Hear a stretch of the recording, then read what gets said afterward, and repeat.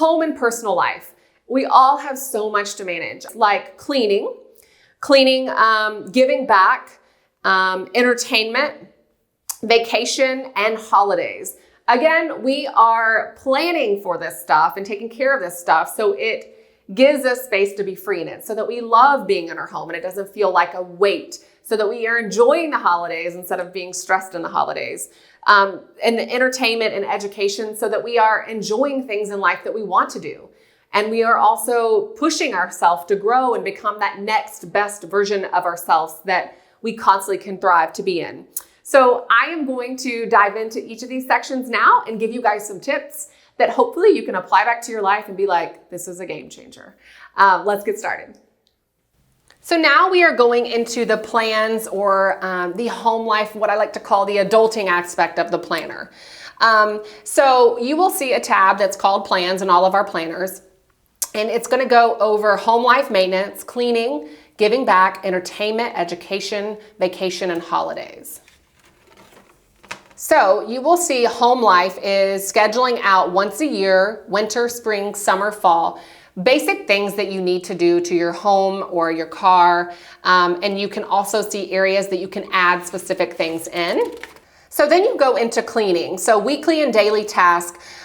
Whether this is outsourced or something that you also do, you will have to create a routine, a weekly and daily routine that will help you stay on top of cleaning and organization and tasks around the home. So making sure you do that and assign other people in your household that will help hold you accountable and also help get it done. So even if you outsource this and have someone else help clean the house on occasion. Giving back is just what it is. It's giving back to organizations and different charities. This way you can keep a track of it so that you can also apply it to your taxes. Then we've got entertainment, which goes over movies, activities, restaurants, events. This is the good stuff, the stuff that you want to plan for, that you're excited about, that you want to have on your radar.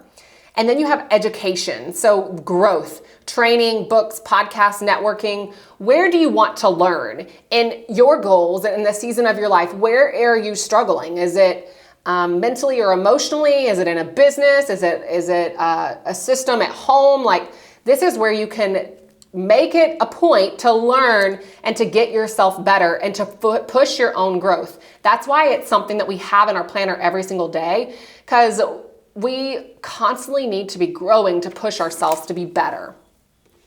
And then this is vacation. So a great thing to allocate for to and from airport, all of the little details, what you need to buy.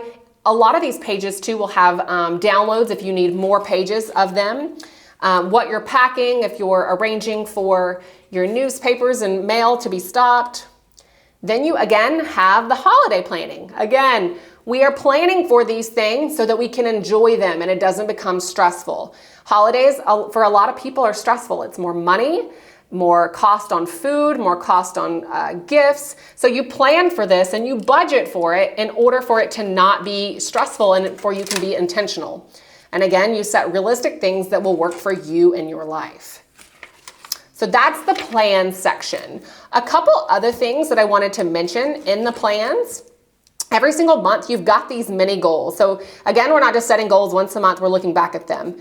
But then we also have projects. So projects are something that I haven't mentioned yet. So every single month within goals, you might have a project that you want to knock out and get organized. Or within cleaning, you might have a project that you want to knock out and get organized. And so here you have the budget sheet. And this is what I was talking about, planning for the cards and the gifts every single month so that you can budget and make sure you don't miss anyone's holidays or big birthday. That was just a couple tips that I hope that you can apply, again, to make you be more productive. Again, it's about routines and habits. Once this becomes part of your system and it doesn't feel overwhelming, you might be thinking, I need, like, the thought of even setting that up. That might be your goal, is setting up some of this organizational stuff and these habits. That might be your goal for the next 3-6 months. Give yourself grace. And once it becomes a system, it then is a workflow that just kind of runs on autopilot and you can go to the next thing. So if you've listened to all these videos and you're kind of like, okay, this is all great. I'm super excited. What's next? This last video will be for you. It's where to start. And so we're going to talk through, now that you have your START planner and you're wanting to integrate, how do I even start integrating this into my life so that it is a system that works for me?